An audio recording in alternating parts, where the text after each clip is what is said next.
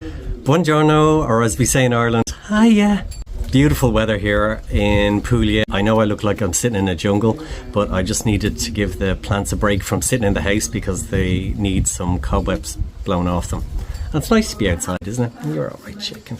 So if you're visiting Puglia in August, I definitely recommend coming to Ostuni between the 25th and the 27th because there's an amazing celebration of Saint Oronzo happening at that time. Saint Oronzo looks surprisingly like Saint Patrick, so I've done a bit of research to see if they were cousins or anything. They're not.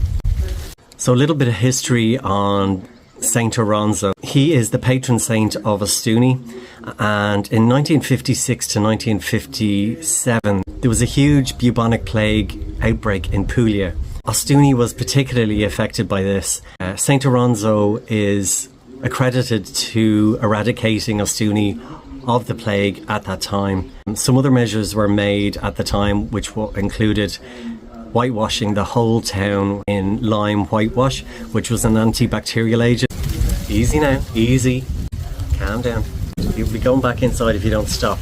So this white lime wash is the reason we have the white city today. Beautiful Ostuni, glistening on the hill. So getting back to the celebrations on the 25th to the 27th.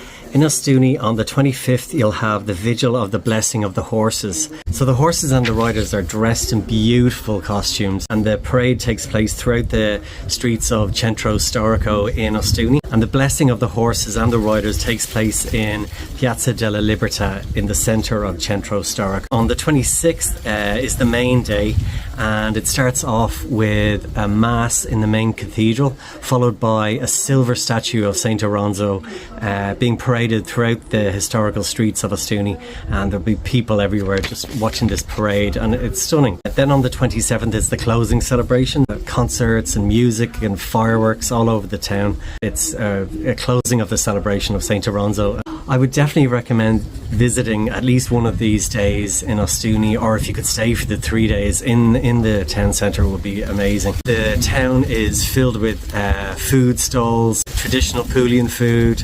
There'll be lots of concerts, lots of music, lots of fun and lots of people. So make sure you park outside the town and walk in, or come early on each morning and you might be lucky to get parking. Remember, yellow lines are for residential, blue lines you pay for them, or there's some private car parks as well. White lines are free, but you just won't get one.